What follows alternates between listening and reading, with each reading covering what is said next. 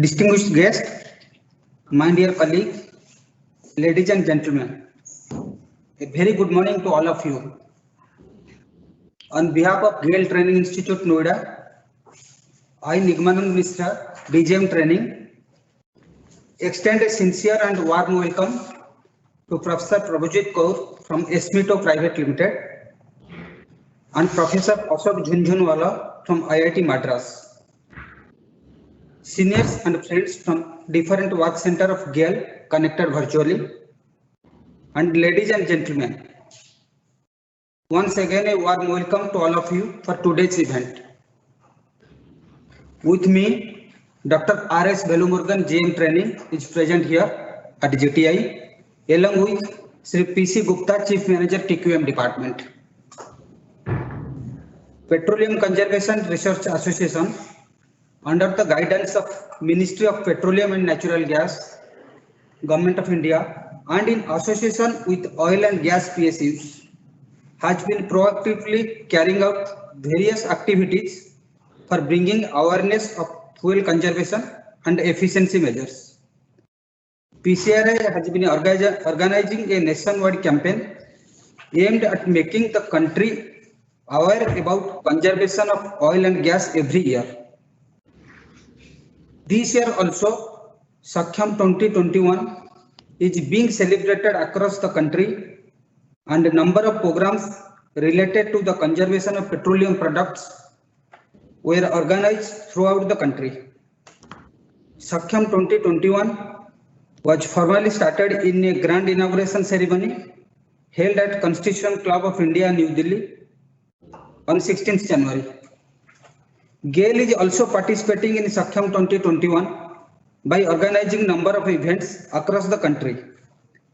In association with Total Quality Management Department, GAIL Training Institute, Noida, is organizing series of panel discussion, talk show related to theme of Sakhyam 2021, Green and Clean Energy, by eminent speaker. Earlier, GAIL Training Institute, Noida, successfully conducted two different talk shows on improved domestic cooking burner of PNG and waste plastic for energy conservation in association with Indian Institute of Petroleum, Dehradun.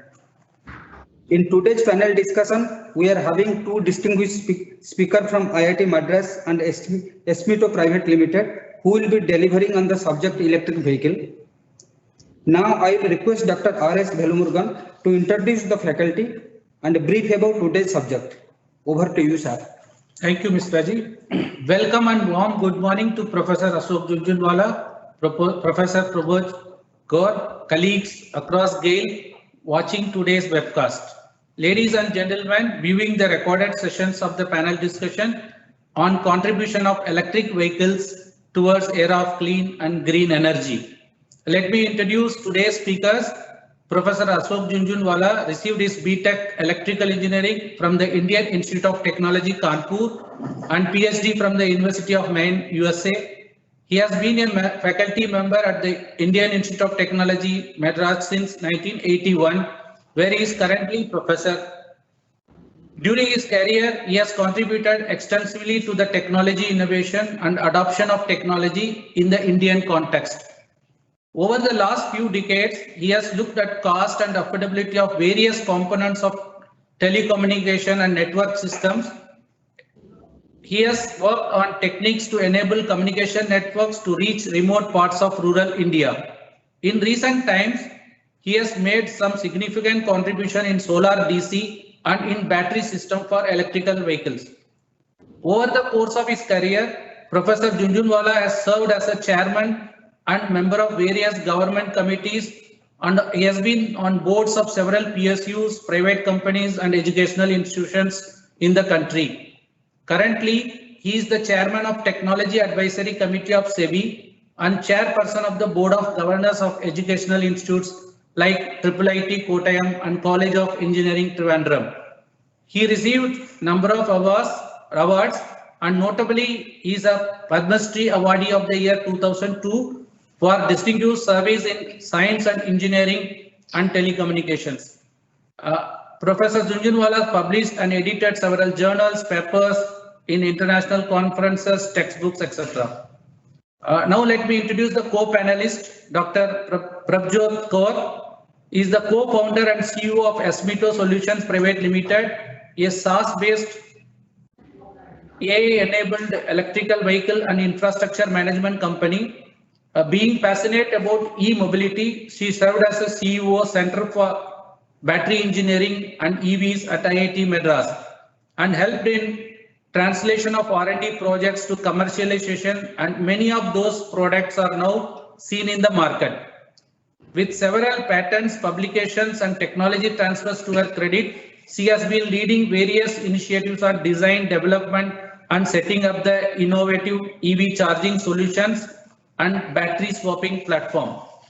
Now let me share a brief on today's panel discussion on the topic with some small background, brief background. Vehicular pollution is one of the major causes of air pollution. Switching to electrical vehicles can achieve the reduction of the carbon emissions by 37% by the year 2030, based on the various industry reports. As India is committed to bringing down its share of global emissions by 2030 as per the Paris Climate Agreement, replacing diesel and petrol vehicles with electric vehicles could help in achieving this goal. It will also help in fighting against climate change. Across the globe, many countries have included electric vehicles as an element of transportation policy. Their responses have varied according to their stage of economic development, energy resource endowments, technological capabilities, and political prioritization of responses to climate change. In India, a particular set of conditions which are conducive to a sustainable mobility program have created an opportunity for accelerated adoption of electrical vehicles. The panel discussion will broadly cover the various topics of electrical vehicles and battery technology, such as current status of EVs in the country, environment impact, model for faster adoption of electrical vehicles in heavy vehicle segment, trends in batteries, motors, and other subsystems. With this background, I hand over the panel to Professor Ashok Jhunjhunwala. Please. Thank you very much. Thank you very much, and thank you. I wish I could see many of you, but we have to do it remotely. So what we are going to do is that I'm going to make a short presentation, followed by Dr. Prabjot making a presentation, and then the two of us will have a short conversation. So that's what we'll do. So I start by pointing out this very fact that was earlier discussed in that why is there so much interest in electric vehicles? The most important reason is the air quality in Indian cities. I do not know how many of you know that out of the 20 most polluted cities in the world, 14 of them are in India. At the same time, our second big concern is the continuous import of oil. It has not gone down, it has just continued to increase over years. We are producing small amount ourselves, most of it is imported. So what does electric vehicle basically promises? First important thing is, whereas petrol engines are 22 to 23% efficient, motor energy efficiency is 90%. So 4 times as efficient, 50 times less moving part. And this will of course get us rid of oil imports. So what are the challenges on electric vehicles? The biggest bottleneck is, if I look at the fuel tank, which contains petrol, versus a battery which constrains in electrical energy, the battery is 8 to 10 times heavier for the same range for electric vehicles. And related to the battery's heaviness is also its cost and size. So cost, size, and weight of the controller of energy, the container of energy, the battery, is much worse than the fuel tank. The second thing, of course, we don't have battery charging infrastructure, whereas petrol pumps are there all over the country. And what is happening, however, is new batteries are continuously improving the energy density of the battery. watt hour per kg is continuously going up. As that goes up, the weight comes down, size comes down, and cost comes down. For example, for NMC and NCA cells, today we are reached 250 to 300 watt hour per kg. Now, if I look at over 10 years, it used to be 80 watt hour per kg, and the cost of battery used to be $800 per kilowatt hour. Today it has crossed 300, and the cost has come to $110 per kilowatt hour. Basically, as energy density improves, we use less amount of lithium, cobalt, nickel, manganese, and graphite, and that helps cost and size. This is going to continue. From 300 watt hour per kg, we'll expect to go to 400, 500, everything. But size and weight will improve, will be a concern for a long time. We believe that there is a possibility that the electric vehicle may be driven by hydrogen fuel. Not cost effective today, but maybe 10 years down the line, 12 years down the line. And if hydrogen powered electric vehicles come, then the size and weight also will go down. But currently it is with lithium batteries. If I look at the India's auto segment, 95% of our vehicles are either two-wheelers, three-wheelers, or small cars which are less than 10 lakhs rupees. And only 4 to 5% of our vehicles are big cars and buses and goods vehicle. So if we focus on 95%, we actually can make them electric vehicle fairly quickly. What is the mechanism to do that? See, today, remember, the battery cost is very high, size is very high. So we need to minimize the battery. And the minimize of the battery can be done if I make the vehicles very efficient. And how do I make the vehicles very efficient? By either improving its motor and controller efficiency, better tires, better vehicle aerodynamics, and lower weight. That in the last 4 years, in fact, we have in India, working between industry and academia, we have reduced the battery size by 35 to 40%. For example, electric autos used to consume 80 watts per kilometer. Today they consume only 45 to 50 watt hour per kilometer. Similarly, buses used to consume 1600 watt hour per kilometer. That has gone down to 900 watt hour per kilometer. Further, next step actually can be taken up if we split the battery and make it a small batteries. And what we can do, instead of charging the battery, of course this will go small distance, but an auto can have a 50 kilometer, 60 kilometer range. And every time the battery is running out, they'll go to a petrol pump and swap the battery instead of charging the battery. Charging the battery takes a long time, swapping does not. This can considerably reduce cost and make things possible. If it is a private vehicle, if we put a large battery like the Tesla does, the cost can go very, very high. Smaller battery will give range anxiety. What we can do, like for a car, we can suppose have a small battery of 100 kilometer, which will be charged overnight, and 100 kilometer I can drive every day. Whenever I need to drive longer distance, I put in a second battery. I go to a petrol pump and get a second battery swapped in of 100 kilometers.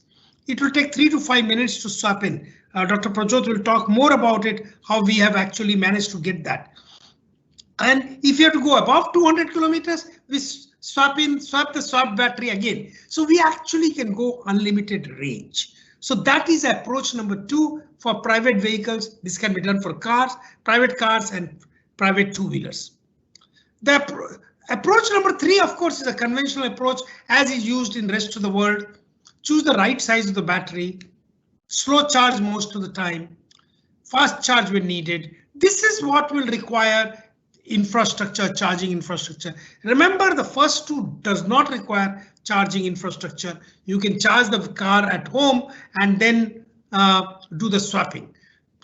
And only this approach number 3, if you use larger cars and larger buses and trucks, you will require charging infrastructure.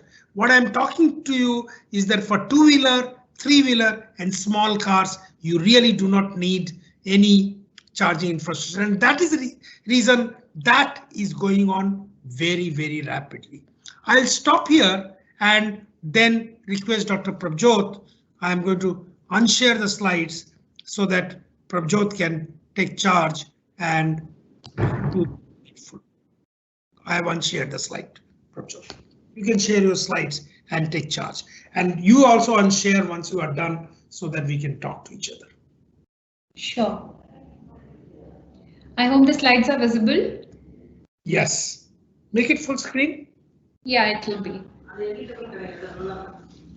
A very good morning to everyone present there, and thanks to Gail for organizing this program on EVs. We know that all over India, and not only in India but globally, we are seeing this COVID period, and I think which is on one side bringing lots of lessons for all of us where and how we need to go about in our future, and why we need to be very careful for the environment and things around that. And vehicles, as we know, are one of the important influencers in bringing in pollution to the earth, which is about 25 to about 35%, varying on the reports and the areas we are talking about, but which is a very significant amount of pollution that is created by automotive sector, and which is why EVs are being looked at. And even when we look at the numbers, we are seeing that around the globe, on an average, whatever was the amount of EVs sold last year, it has been doubled. And Germany and a couple of other countries, we are seeing the trend this year where the sales are in fact tripling. So this means that people are getting more and more aware, and this change or this pandemic has brought in a sense of caring for the environment, and whenever we are buying for the vehicles, it is about the EVs. However, when we see for the global trends, we are talking about cars in general or bigger vehicles, which is very much different as a trend when we talk about in India. And that's where I thought that it will be important that we talk about the kind of the vehicles in majority that we have in our country, and what is the type of the infra that would be needed, especially when we talk about two-wheelers and three-wheelers, where swapping comes in picture, as Professor Ashok Jhunjhunwala just mentioned. So we know that EV era has begun, and there is no doubt about it, and there are no stoppages to it for our future to come. But there are hurdles. The first biggest hurdle is the affordability of the vehicles, as Professor just explained on the cost, size, and all other things. But let's focus on only the affordability at this point in time. Second, on the range anxiety and the charging availability together, wherein we are driving the EVs and we are worried about that what would happen when the charge runs out of this charge. In that single charge, how many more miles I'll be able to travel, and if it stops in between, where should I go, where is the infrastructure, how would I charge or swap the batteries, and what is the charging time taken, because most of the times when we are talking about cars or any other vehicles globally, we are seeing that the vehicles which are commercially available take about 5 to 6 hours to charge fully, and if we are going long runs, that is not the possibility or the option that we have, and hence that is where we talk about swapping, which addresses these issues. And largely also because especially from Indian point of view, where we also see that almost 75-80% of the vehicles are two-wheelers and three-wheelers, this makes a good sense in order to bring in lower down the costs and lower down the charging time as well. So we have been hearing a lot about battery swapping at every hook and corner of the country, and especially when it comes out to be, it's being talked about as a Kirana shop where one can quickly go and swap the batteries when we are down with the battery, be it a two-wheeler or three-wheeler. We go to the shop, tell that I'm running out of the battery, and exchange it. This is much like LPG cylinders, where we keep exchanging the cylinders, our used cylinders with the filled cylinders. But there are issues like what would it be without standardization? In cylinders, we know this is specific weight, specific size and all that, whereas it is not much of a different thing to be used in all the domestic cases or the homes that we have. We need to have the right nozzle and things like that. Similarly, here we need to have the right connector and the communication in the battery, in the vehicle, in the charging side, and if that is not there, that is not standardized, that will be would be a big chaos that would be created. So if we talk about the overall ecosystem, what do we need to have in the whole ecosystem which need to comply with each other and which need to be compatible with each other? So this has to be a battery. There has to be a bulk charger as in a charger which actually charges a number of batteries together and keeps on tracking the entire information on what is happening inside the battery. So as the user, so if you and I are the users of this swap station or a bulk charger, I would want to know that what is the range that this battery I'm getting from the swap station it is going to be. So if it is an old battery. Madam, are you changing the slides? Yes. They are not. It is not getting changed. Oh, it is I'm set at up in first slide. The first slide is shown. Oh, is it? I'm at the 4th slide now. So this all. Yes, now change. Okay. Ma'am, please run your slideshow. Okay. Yeah, it was on run. I deliberately. Is it visible now? Yes. Is the slide on battery swapping at every street corner visible? Ma'am, it's not in slides run mode, slideshow mode. It is on slide view mode rather. So please close the PPT and run the slideshow. Yeah, slideshow on my this thing. It is on slideshow mode. Okay then. Okay. Okay, now it is battery swapping subsystems. Yeah, so I think it is not changing. When I'm changing the slides, it is not showing to be changed. Yes.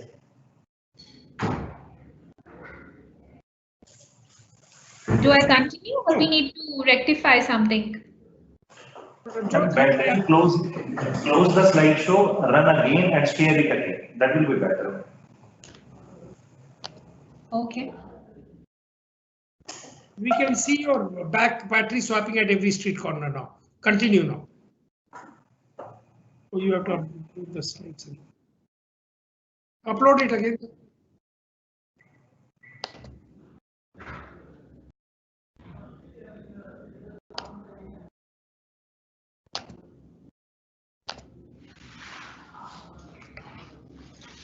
Yeah.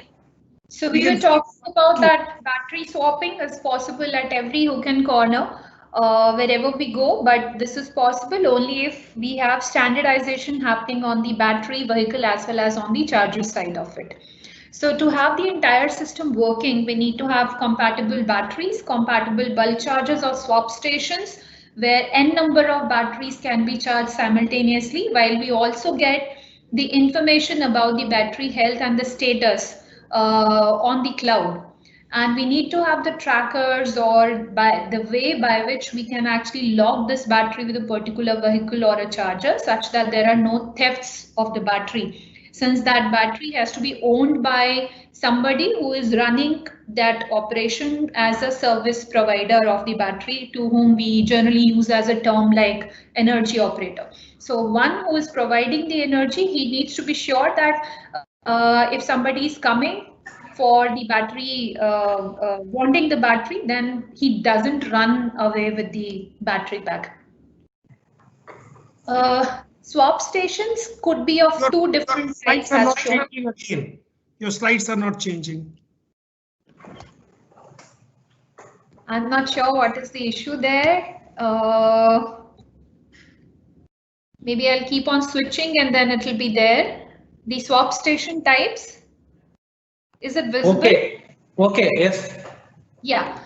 So there are two different types of swap stations. One like it is an automated swap station where we do not need human intervention. We just go and swap the battery as a user, pay there and accordingly get the battery. So it's kind of a pay-per-use kiosk that we see for other materials for dispensing. Another is a manual or a semi-automated swap station, where these kind of swap stations could be placed in a hub where we are charging maybe hundreds of batteries together, and people come and take these batteries one by one, or we send these batteries as a bulk to the other stations to be dispensed, where there are no charges. So if, for example, we are talking about Kirana stores, there we can actually supply the charged batteries and collect the discharged batteries on the routine basis as per the demand. And all these things have to be IoT and cloud connected. Now, for the whole of it to make sense, as I said, that these have to be cloud connected, there has to be a central management server which is connecting to the drivers, connecting to the swapping outlet, connecting to the logistics to take care of the events, that how many batteries are getting transferred where, and connected to all the bulk charging stations, or to what we call as the swap stations.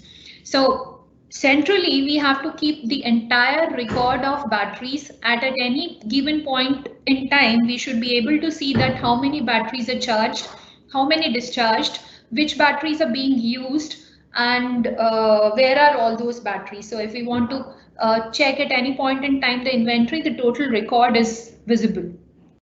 A number of these things that we have actually done with our some of our potential clients, about 16 OEMs that we have tested our platform with. We have worked with about 5 operators in about 6 states and collected a number of data points around swapping, with which we have been able to update and improve on the technology.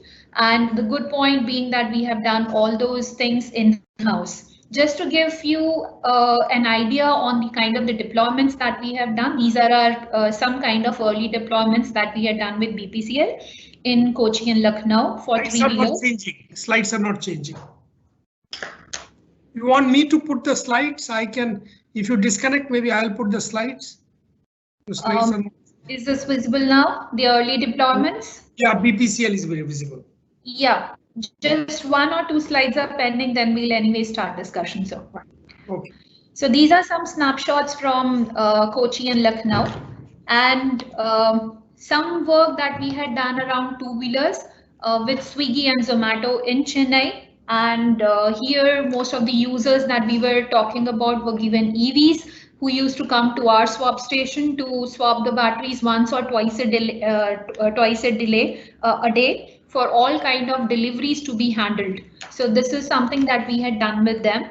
And when we started early, our earlier trials started from in campus itself, that was at IIT Madras here, where we had a number of e-rickshaws which used to ply for our students, for our staff, faculty, and the students there who are studying in the schools inside the campus. They were given an app to book their rides, and as soon as the driver runs out of the battery, they would come to our swap station to swap it and go. So this we had run for about 2 years successfully for about 20-25 vehicles which were running inside IIT campus itself. That gave us some confidence on the swapping kind of things that need to be worked. And then some early trials with SL Green Mobility in Punjab.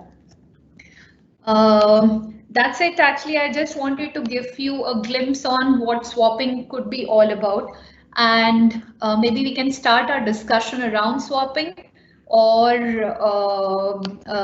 take a call further for this. Before we do that, I'll just stop sharing the slides. So maybe before we go further, we can start our discussion on what is going to happen in India for electric vehicles. And specifically, if I have to ask you, I think people will be very curious to understand what are going to be the prospects of electric vehicles in India in the coming years. How do you see that? So, Prabjot, what is likely to happen is that 2-wheeler and 3-wheelers are going to very, very rapidly become electrified. My feeling is in about 5 years' time, by around 2025, by the end of it, most new two-wheelers and three-wheelers will be electrical. This is already becoming economically viable. Currently with FAME subsidy, tomorrow FAME subsidy may continue, may go away, but this is going to happen.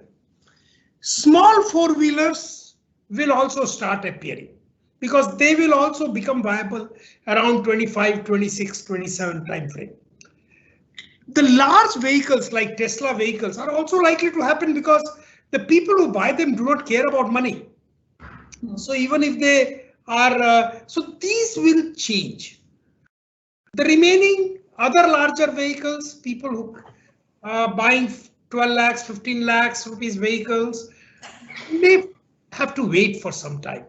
Trucks certainly have to wait. Trucks will remain non-electric for some time. Buses would have also had this face the same problem, but there is a government push for the buses, so buses may also become electrical. So this is likely to happen fairly rapidly. So yes, already actually we are seeing that the trend of electric vehicles in India also is increasing.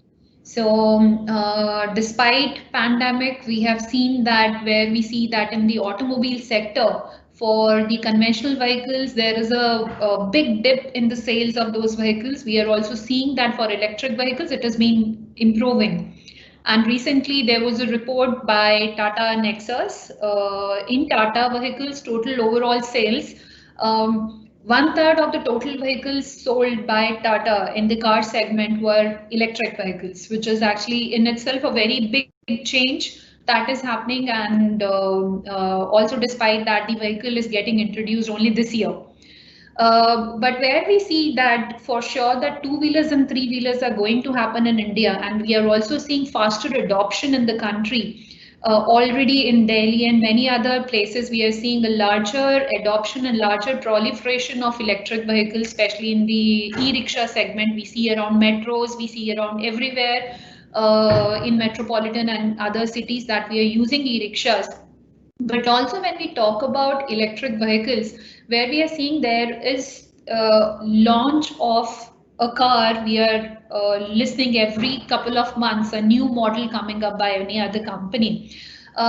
Do you see that there is actually a threat of an international company coming to India with the recent announcement by Tesla that they have registered in Bangalore as an Indian company and they'll be coming this year?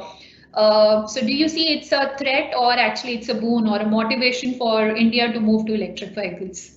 So I will answer the question and then I have another question for you. Sure. But first let me answer this question.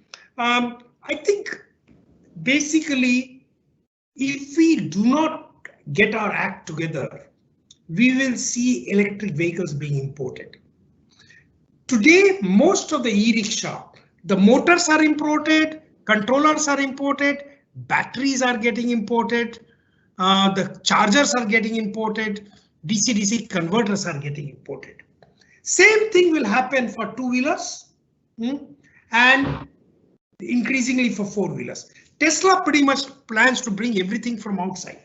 So the key for us is, can we make each of these components in India?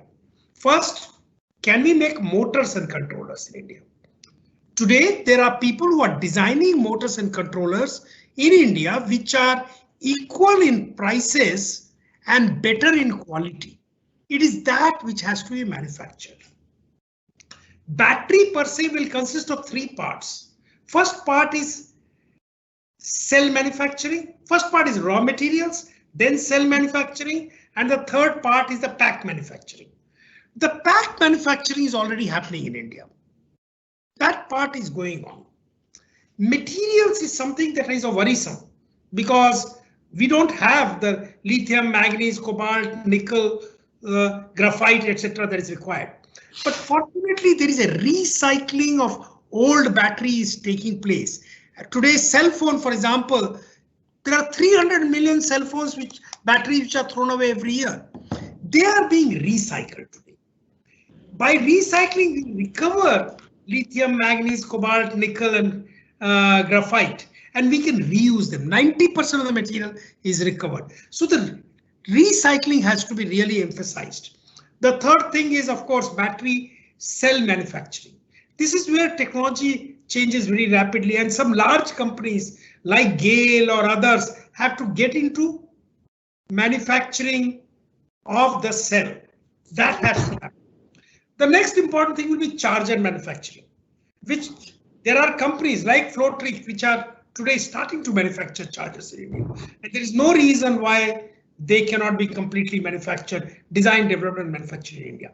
So unless we make clear efforts in design, development, and manufacturing of every component, and then the vehicles, yes, will be flooded by outside. Today, I'm not so worried about Tesla coming in. Tesla is a large vehicle where only a very small numbers will be sold. But I will be worried about e-rickshaw coming in, auto parts coming in, two-wheeler parts coming in. These are things that will worry me more. So let me ask you another question. You have presented the swapping station. Yeah. Today, it is a viable business. This can significantly reduce cost for at least two-wheelers and three-wheelers. Tomorrow may be extended for small four-wheelers, and it can reduce the cost of the vehicle operation also tremendously. Do you think petrol pumps can be used for swapping batteries? There are enough petrol pumps. Tomorrow, can these petrol pumps be used for swapping? What will it take? If you have to drive that, what will it take? So I think petrol stations or gas stations would be the ideal places for battery swapping. If we look at the turnaround time for the vehicles that we have right now in the country for our two-wheelers, three-wheelers, or even cars, it takes about 2 to 3 minutes time that we enter a station and leave a station. So the stations are designed to serve the vehicles in that manner. However, if we look at that, we are in the direction that we are right now going, that we start putting up the charging stations in the petrol station. The charging stations are going to take long time to charge each vehicle. And if we talk about the batteries that are being used from 2 hours to about 5-6 hours, a petrol station is not a right place to put up that kind of a charging station where the car would come or any vehicle would come and be parked for about 5-6 hours. That is not a viable case for petrol stations or gas companies. Whereas if we look at the swapping scenario, that is where it matches very much directly and gets in sync with this business model that they currently have. So you come, give your discharge battery, take the charge battery, it hardly takes a minute. So, and the entire transaction can be digital and everything can be seamlessly done. And hence, I think that rather than charging, swapping is a very, very useful case that can be adopted by the petrol station and the gas companies to offer as the charging infrastructure for the electric vehicles. So I think this is a better proposition for the companies to contribute in the electric vehicle adoption, a faster adoption of EVs in the country. And apart from this, this also gives a very, very good business model. So for charging and the swapping of the battery, it's not only beneficial for the user, since the user is now buying the vehicle without the battery, and hence, like you said, that battery becomes almost half the cost if we talk about the smaller vehicle segments. So it's that cost gets reduced. It's convenient for him to buy that battery. So for him, it is anyways convenient. And if we talk about the service providers, if we supplying the batteries, we have done our business model, shown the numbers time and again. It's a proven business model that it brings in good amount of revenues per battery.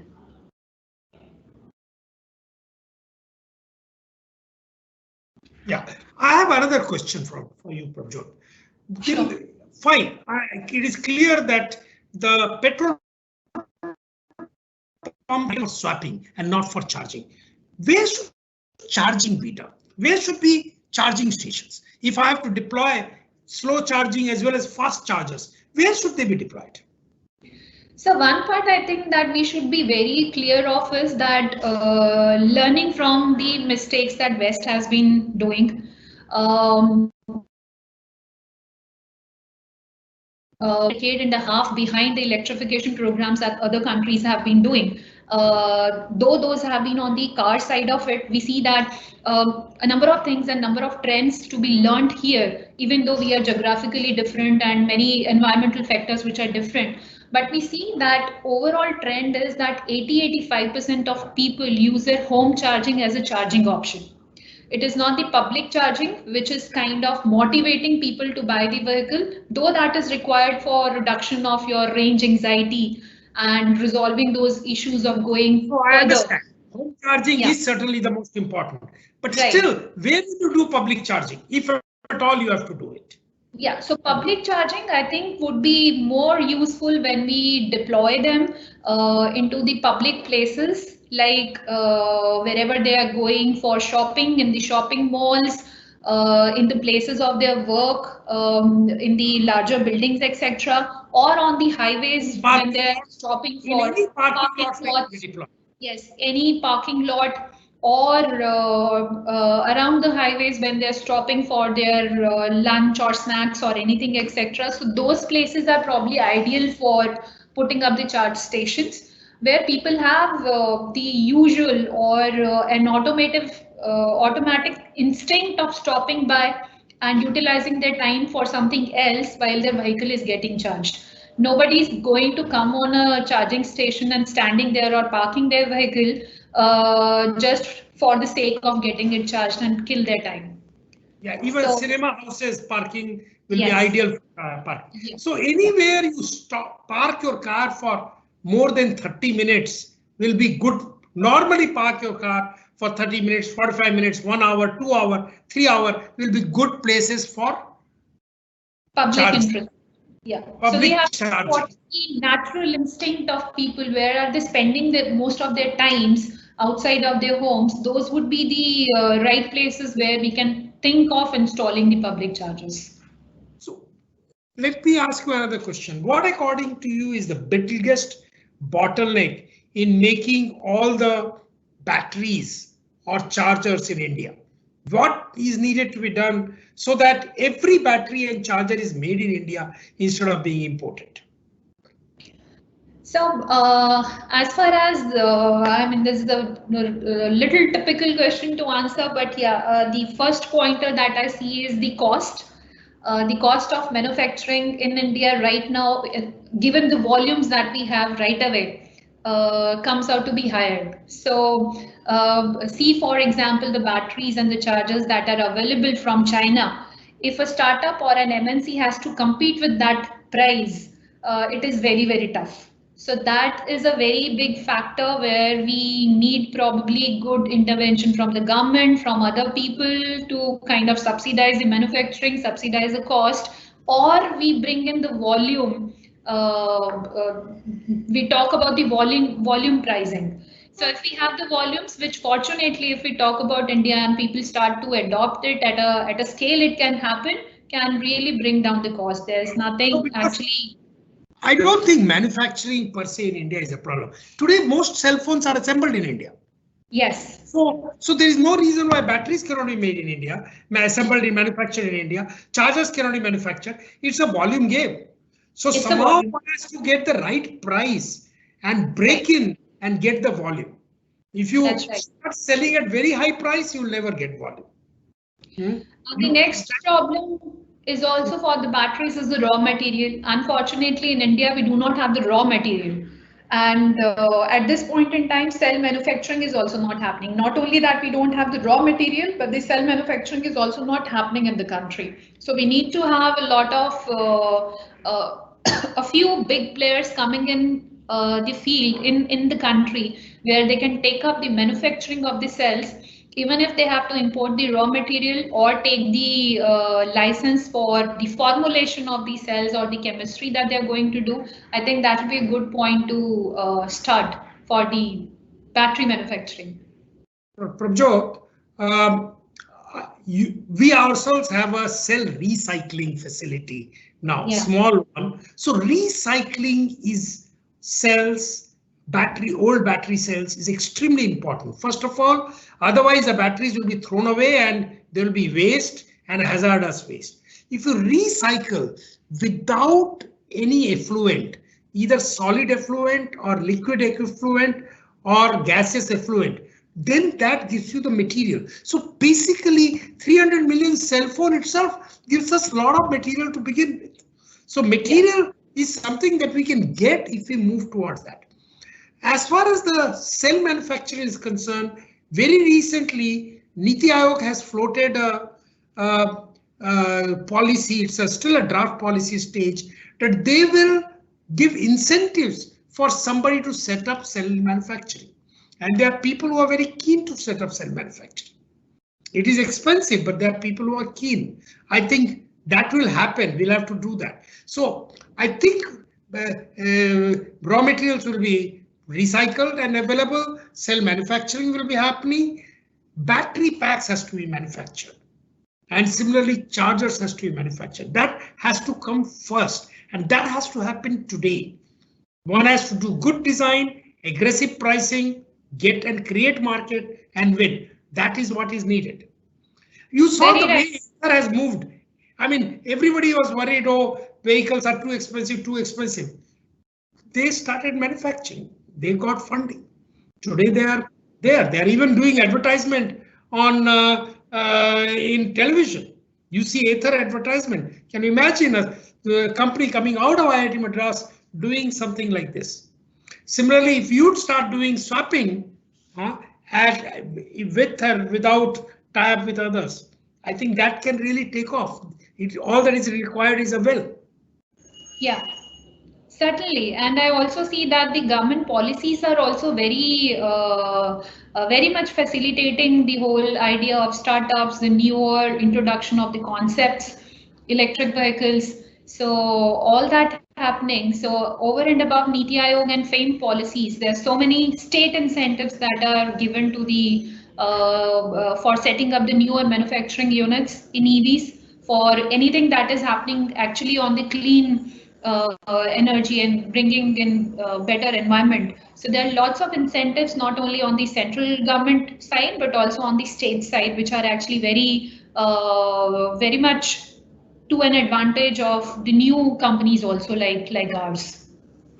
See, I totally think with that. One thing that worries me, that electric vehicle is no longer an option. It is going to happen. Worldwide, the costs are coming down and it is happening. Either we drive it by saying we will make all the components and make them affordable and drive and create electric vehicles, or these multinationals will come. The question that you asked, will it be, I mean, Tesla, I don't mind coming because they are in the high end, we'll learn something from them. But all these Chinese vehicles will come. Today, more than 1 million e-rickshaws are coming, largely from China. Their motors come from China, controllers come from China, everything is coming from, chargers are coming from China, everything is coming from China. So that is what we have to worry most. And I think the oil companies, of course, will get very, very badly impacted. BPCL, HPCL, I think I don't fully understand, maybe GAIL also, and they have to move to try to push electric vehicle. It is a clean vehicle. They can then manage the transition and continue to the way they have managed oil. They can tomorrow manage the batteries and chargers and other things. That's what has to be done, according to me. The timely intervention on the technology and starting to manufacture in India is the key to win this whole industry. Like we have been seeing, what we have been missing in India, when the whole semiconductor wave had come, we probably missed that wave. And then the second wave on the solar, and we are talking about we being the largest solar installed energy in the world, but missing out that wave also on many different counts and getting so much of things imported from many other countries and then doing the installations here. I think it's a good time that we learn that if we have to talk about electric vehicles, we should not miss this wave and this opportunity that we have for creating many subsystems about the electric vehicles, be it in the electric vehicle, be it the motor or it's a charger, it's the power drives, the other converters that we have, or the public infrastructure that we need to create at different levels, starting from the LEVs, that is the lower EV segment, or the middle EV segment, or the higher EV segment, say the trucks and buses, which or bigger lorries that we are going to see on electric vehicles. All these are going to happen, and I think this is the right time that we delve into the tech development and start manufacturing in India. If we want our employment rate to be protected, if we want our GDPs to be protected, and we want that we take the lead in this whole sector and be self-reliant. Okay. This year, as far as I know, currently some very early vehicles are coming. There are, but in a year's time, COVID kind of slowed down a lot of design development and all that. But in a year's time, I think the electric vehicles are likely to just large number of new models will come. Prices will keep on falling. Prices of batteries are falling very rapidly. Like, for example, the cell prices used to be $150 last year. Right. This year it is already $100 and falling below that. So I think this is what it's up to us now to either gather strength and win or just import more. Today we have lost. Today cell phones are imported, laptops are imported, televisions are imported. There is no reason why all these things should have been imported, either from China or from Korea. Tomorrow, all these electric vehicles are also going to be imported. I am very worried about it. And I think you companies like yours, which are young companies, have to work much harder. They really need to make things. You have the knowledge, you have the technology, you have the expertise. You have been working for 5 years in CB and now in Esmito. You need to win. Only when you win, India will win. It is so critical for people like you to win. And not just one company, all the companies have to win. And that's what has to be done. So Surely, I think, Professor, that's motivating. yes.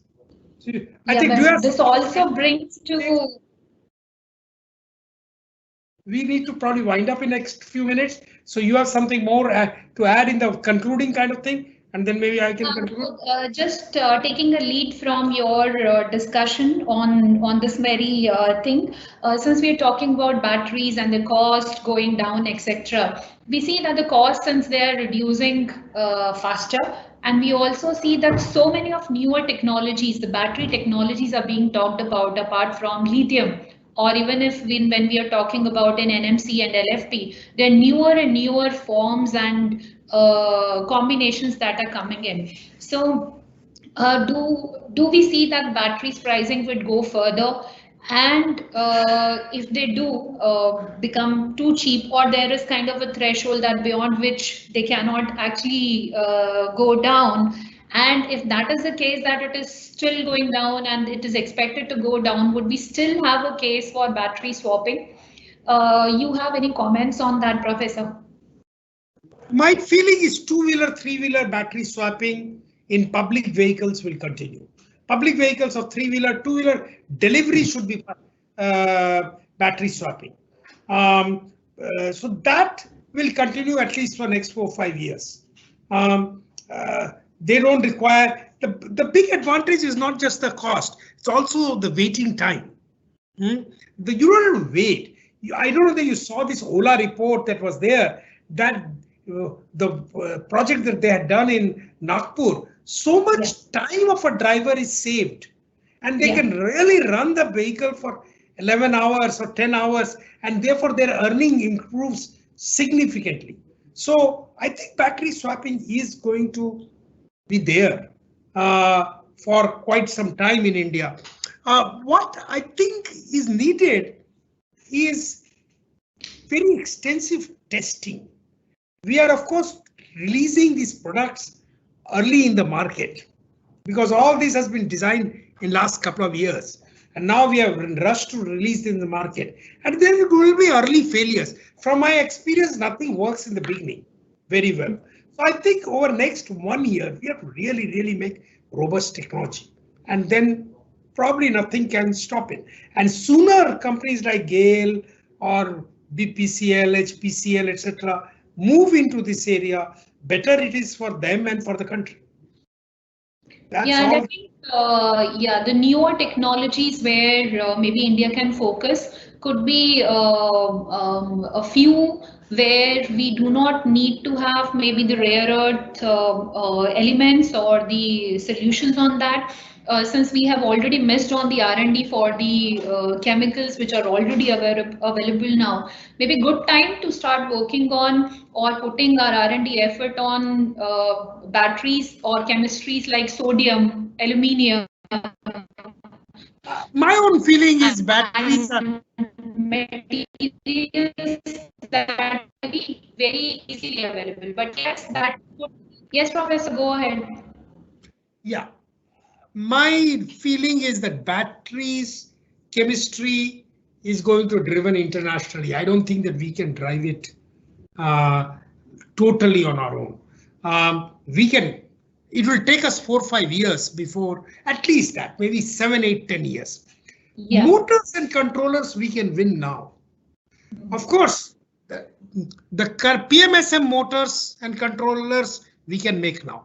When you talk about the next generation motors, which does not have magnet or permanent magnet, neodymium magnet, which is a assisted magnet, ferrite magnets, that is still an early R&D stage. It will be 3 to 4 years before they will come. We should do extensive R&D there. But as far as manufacturing is concerned, it has to be PMSM motor. Sure. Remember, PMSM motor is very efficient.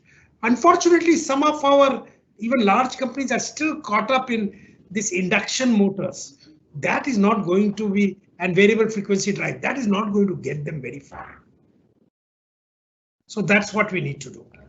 We need to get our act together. Yes, government has done something, FAME has come, but I think still ministries move slowly. We need to standardize. The chargers have not yet been standardized. I don't see any reason. We could just adopt European standards as far as I'm concerned.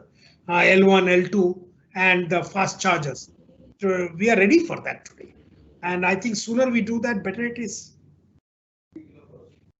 I think I would like to end up and hand it back to Venmurgan, if they have something to say.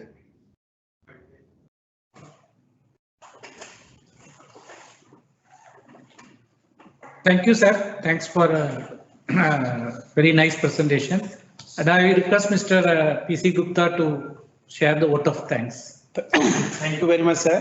I would like to express my sincere thanks for today's program through webinar. I would like to thank our guest speakers, Professor Ashok Jhunjhunwala, IIT Madras, and Professor Prabjot Kaur, Esmito Solutions Private Limited, for enlightening us with their knowledge, experience, and technical aspects of electrical vehicle and batteries. It gave us deep insight in the topic electrical vehicle in the era of clean and green energy. Also share technical aspects of electrical vehicle and batteries. I wish to express my gratitude to Team GTI, Team BIS to organize this program, which is very much relevant topic of the theme of Saksham 2021 for mass awareness. I also wish to thank everyone who involved directly and indirectly to organize this program. My heartfelt thanks to all GAIL employees who joined this webcast from various sites across GAIL. Thank you very much, sir and madam. Thanks a lot. Thank you. Okay, thank you. Thank you, madam. Thank you.